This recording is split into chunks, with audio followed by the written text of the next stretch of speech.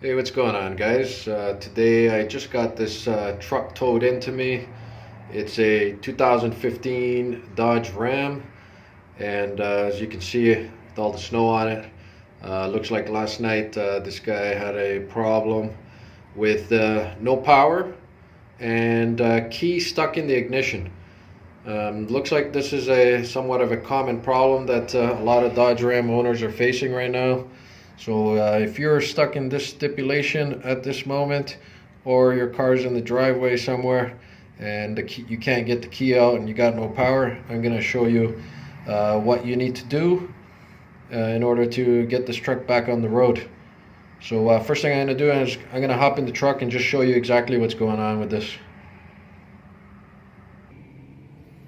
Alright guys, so we're inside the truck right now.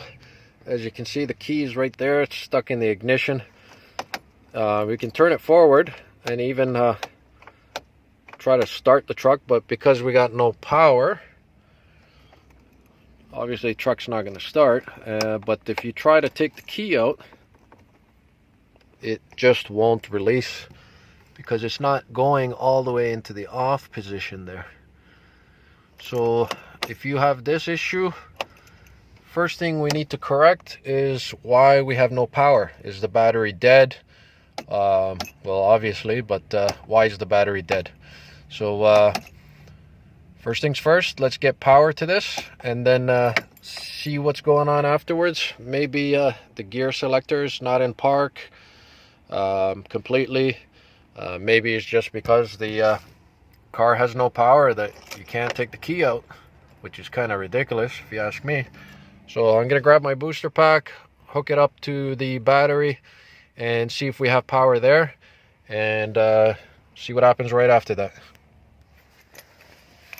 Alright guys, so making a little bit of progress here. So I hooked up the battery and no power, but was able to get the key out without any issues. So we can put the key in and we can take the key out, no problem. And if you look closely at the dash, you can see that there is some activity going on here.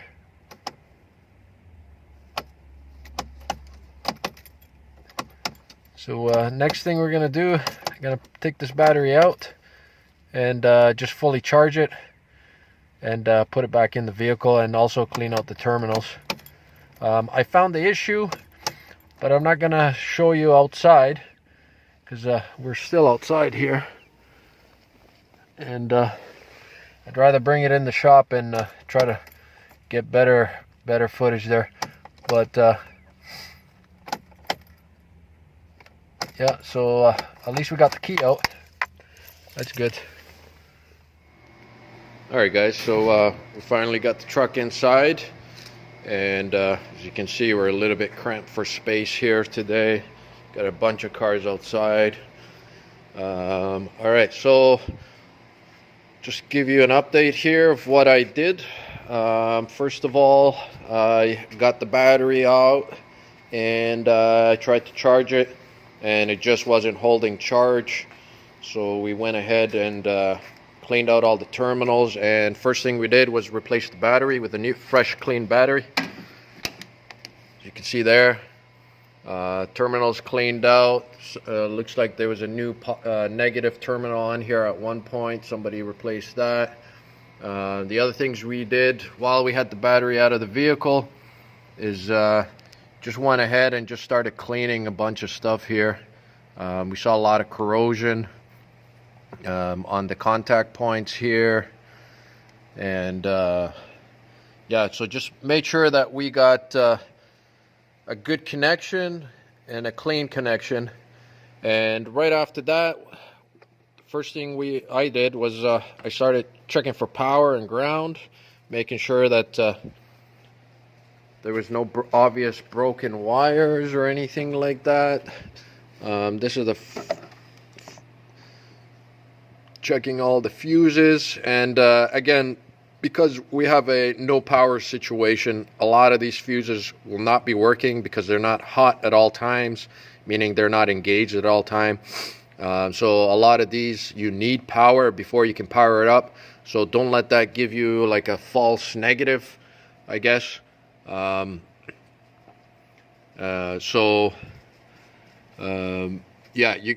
the issue with some of these fuses, you will see you got no power, is because there is no power in the truck. The ignition just won't give you power to power up the fuses. So the main thing you want to make sure is that you're getting power to the IPDM here. So just connect your test light to the negative terminal and touch the contacts here, just to make sure that you got power from the battery going right to the IPDM. And some of the fuses will work again because they're hot at all times. So that's the first thing. Then you got to check the fusible link, which I'll show you is in the back. There is a fuse right there. If you see that right there, that's a 20 amp, I believe. Just make sure that's not blown out. Again, yeah, just do the basics. Make sure the connections are all plugged in correctly. And once you do that, I'll show you what to do next. Alright guys, so what you do next, oh, just one other thing. If you guys are in this situation again, and you can't get your truck into neutral so that you could tow it or at least push it around or something, there is the neutral, what do you call this, release right here. So there is a plastic cover on the driver's side right below your headlight switch there. So there's this little plastic tab or cover here. Just remove that out of the way and you will see this orange handle. If you pull this towards you, this will allow the truck to go into neutral. Alright, so just another tip there. And to release that, you got to push a tab, and you can put it back into normal mode, I guess. So going back to our issue again, there's no power in the truck. The only thing that we're getting is when we put the key in the ignition, you can see that the park, reverse, neutral, drive lights up, and that's it. Nothing else. Alright, so what we're going to do next is we're going to check the plugs that are connected to the ignition node, just to make sure it wasn't unplugged by accident or a broken wire there. And this is fairly simple to do. There are two screws at the bottom of the bolster here. There's one right there and one on the other side here. And then you can just pull this cover right off and it'll expose the ignition node. Or if you don't want to do that, you can just get underneath there and you should be able to easily access those wires. And I believe there's two plugs for this. Alright guys, so there's the kick panel there that I removed. Again, it's just those two screws. And you can see a bunch of clips here. So just pull up from the bottom, then slide it off. And I just wanted to show you where the ignition node is, or the switch. It's not a switch, but it's a node. You can see right there. And it's got some, looks like T20 Torx, 4 of them.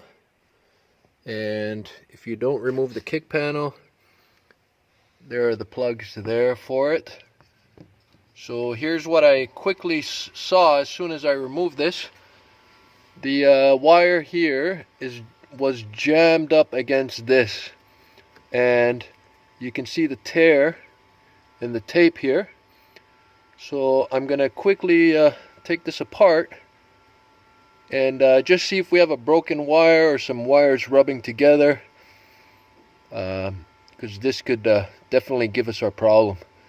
So I'm going to remove the ignition node out and just check the condition of that wire and go from there.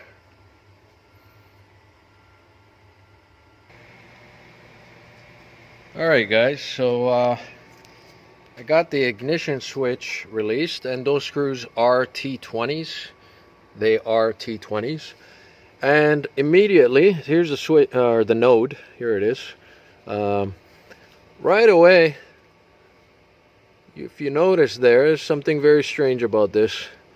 I see this black wire going straight through here, and it's connected. And this tape is definitely not factory electrical tape.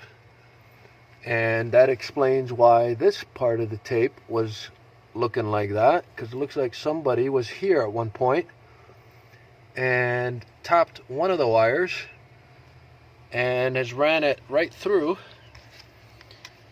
And you'll see here also this tie strap. That's not factory. And it looks like it goes straight through the firewall. And the first thing I'm going to do is determine what that wire is for, because that could definitely be causing all our issues. Could be shorting out the node.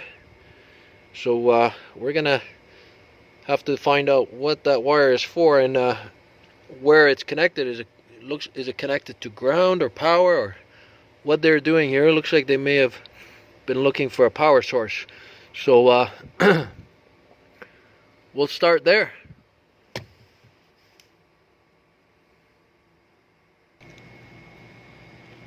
Alright guys, so I got the tape off, and as you can see, this black wire that comes through the firewall.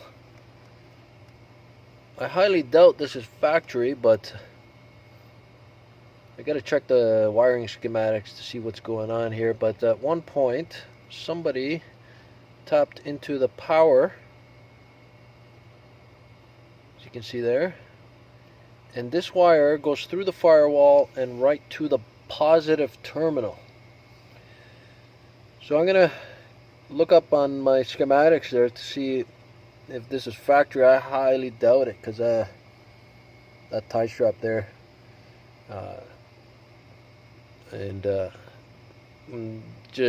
doesn't make sense to me. You gotta see what's going on here. Maybe they were losing power here at one point and they just directed it straight from the battery to resolve an issue they had in the past to the ignition switch itself.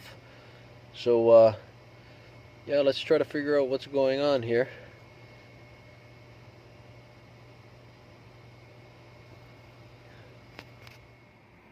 Alright guys, so I'm back here at in the office at my desk, and so definitely that wire is not factory. At least I didn't find anything on the schematics to state that it is, and it wouldn't make any sense why they would run a power wire directly from the positive terminal to the power wire that goes into the node. So why even put a power wire and then run another power wire? So I'm pretty sure it's not factory, but if you guys know for sure, or if you have this truck and you can tell me whether or not that you guys also have that wire running from the positive terminal, please leave a comment in the comment sections. I don't work a lot on these trucks, but yeah, it just doesn't make any sense to me. So what I got here is the node or the ignition cylinder or switch or whatever you want to call it, and I have it taken apart. So if you guys want to take this apart, and again, this is the reason why I took it apart. As you can see there's a lot of dirt and debris inside this thing for some reason. So if you guys want to take this apart, it's pretty simple to do. It's two T15 screws right there, T15s, and they're right on the back there. And another phone call. Sorry guys, 1 second. Sorry about that.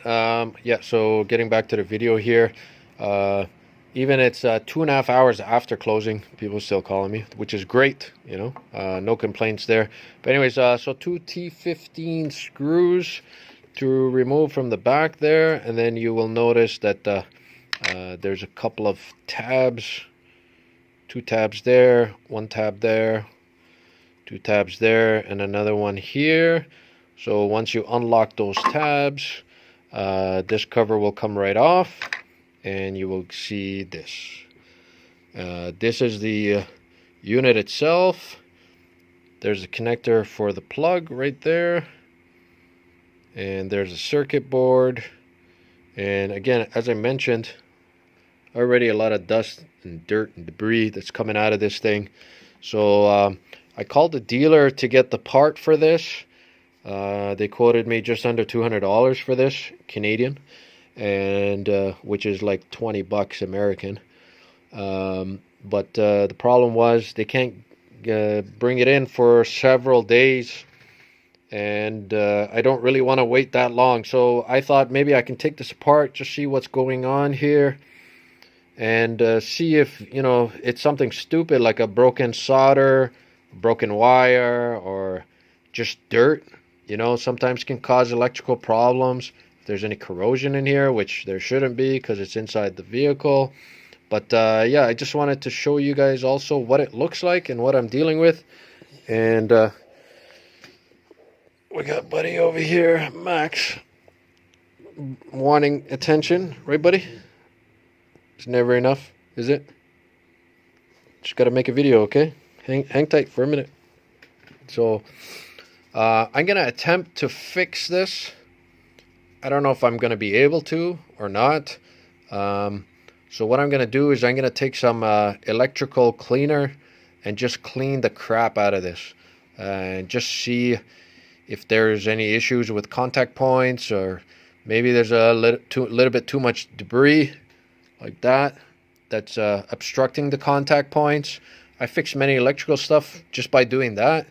So we'll go ahead, see what happens.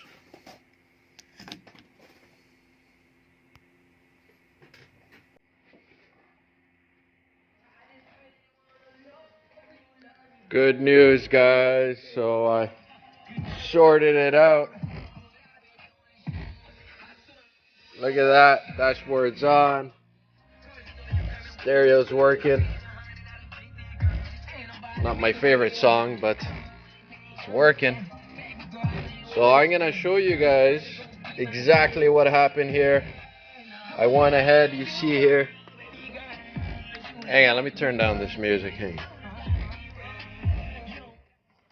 Alright, so once again, dashboard is on. I'm going to make sure the car runs in a minute. But there's the ignition cylinder. I cleaned it out, and I put it all back together. But it wasn't there. The problem wasn't there. So if you have this issue, it's not always that.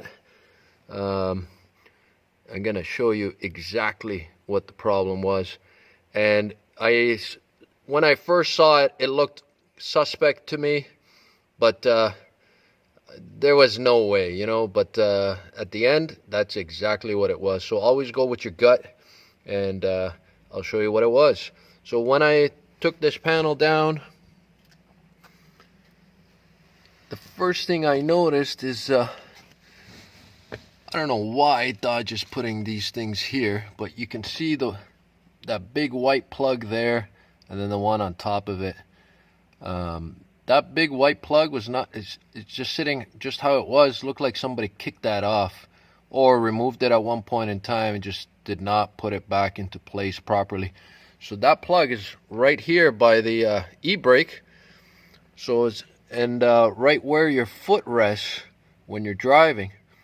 So there is a high probability or possibility that you could accidentally kick that. And looks like that's what happened this time around. So when I went and I installed the ignition node back into place, I left it in the on position. And I just kept wiggling wires, pushing stuff around, just trying to make sure that, you know, there's got to be a loose connection somewhere.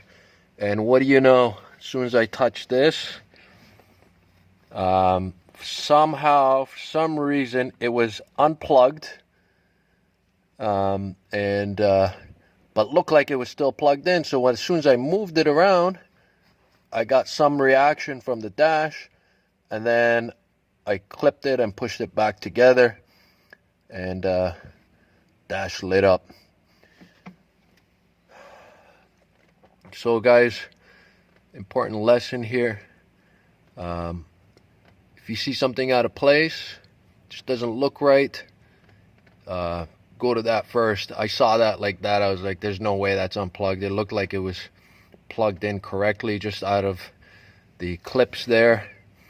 So I moved this around, got a reaction, and then I plugged it back into place, and boom, lit up. So next we're gonna make sure that this truck runs and get this guy out of here. This is a Sunday. I came in because I just had to get this thing figured out and sorted out. My last resort was sending it to the dealer, but I'm glad I came in and I got this at least lit up. So next thing, let's see if it fires up. So you can see the park there. You see the dash all lit up nicely, and I'm just gonna put that ignition back into place properly, and I'm gonna fire it up. All right, guys. So this is the plug. That was all the trouble.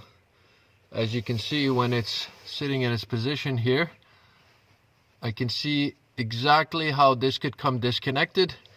Just by you accidentally kicking this way, this will release this tab and push the plug out of the harness.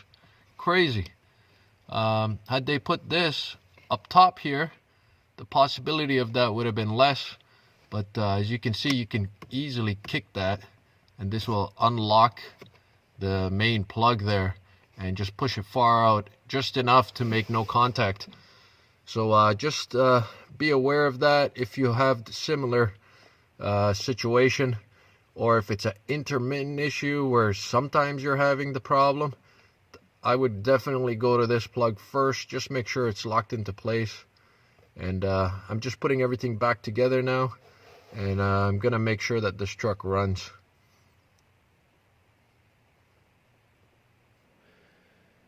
All right, guys, so first startup after confirming the issue here. So let's hope this truck runs good. As you can see already, just open the door and everything looks great. There we go, key in the ignition. All right, we got power to the dash. Perfect. We can hear the fuel pump priming. All the lights are on. And we're gonna crank it over. Perfect. All right, guys. So I think we got this correctly fixed. But we got check engine light, ABS, traction control. I was anticipating that because let me turn this off again.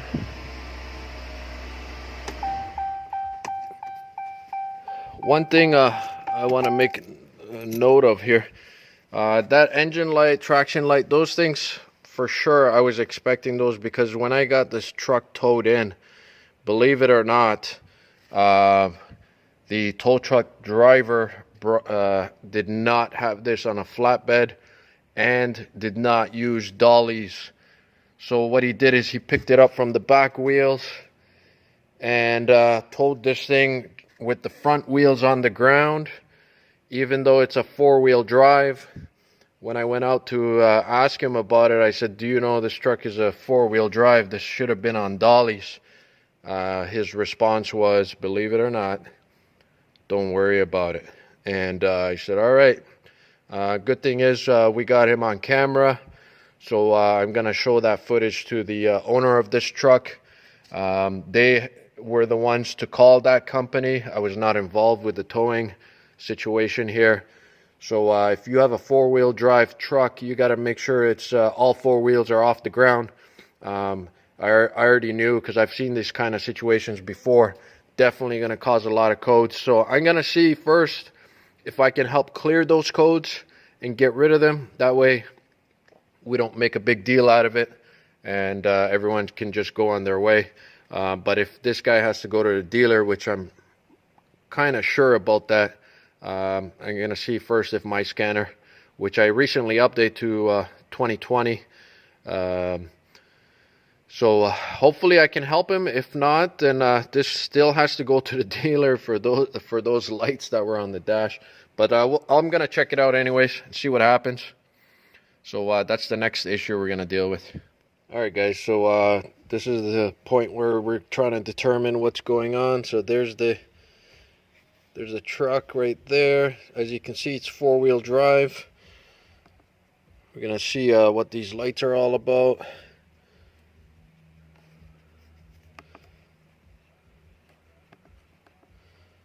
And first we're gonna do the engine light scan. We're gonna check the codes. There's no codes present. Alright, so let's see traction and ABS. Sorry guys, try to get a focus here. I'm gonna go back. ABS. Oh, ABS light is flashing. You can see it says service anti-lock brake system. Lights were on. I'm gonna check codes. Alright, so this is what happens when your 4-wheel drive is being towed like a 2-wheel drive. Speed sensor signal, right rear, lost communication with body control module, lost communication with the ECM, lost control with steering angle. Alright, so those are the codes there. I'm gonna go back and you're gonna see if we can clear these up. Let's clear those. They're erased. Light still flashing there. Alright. I'm gonna see what happens here.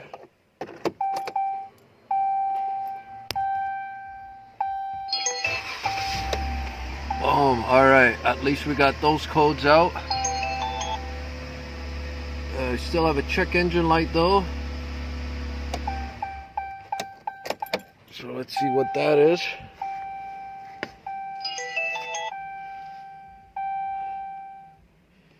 Going back. See what the engine light is.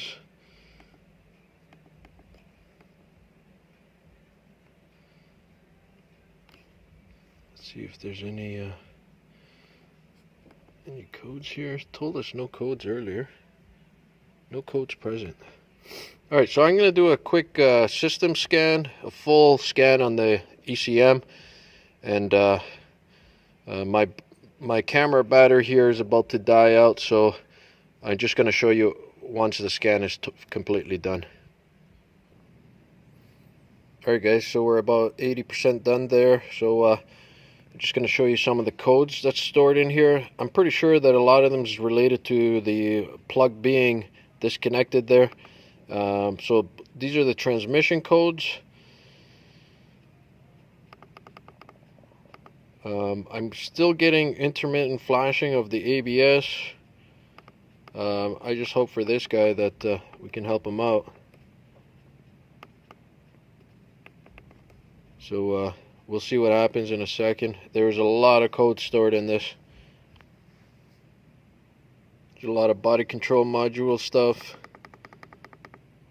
Again, this is most likely all related to the plug. So yeah, I'm gonna, for some reason I can't get, let's go to transmission here. I'm gonna check codes. There we go. Let's clear these codes too, just so we can see if that engine light will go out for us, and it hasn't. So let's try again. Beautiful. Alright, so looks like we got all the lights out there. Lucky for this guy, he's got a tire pressure system, not a big deal. I believe that was on before. So great news for this guy. I think I got all the lights out. So parking brake engaged. Yeah, we know that. Let's get rid of that too. and perfect. So it looks like a total fix for this guy, and I'm gonna take it for a test drive just to make sure there's no more lights that pop up on the test drive, and I'll give you the end of this video.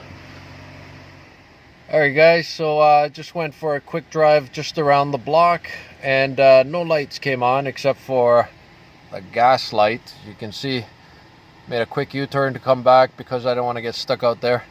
So yeah, everything seems fine. I think this guy's pretty lucky because a couple of days ago I just got my scanner updated to the newest program, and it seemed like it worked. The reason I say that is because I talked to another tow truck driver regarding this, the way this vehicle was towed in, and he said that he has seen that issue with many trucks in the past.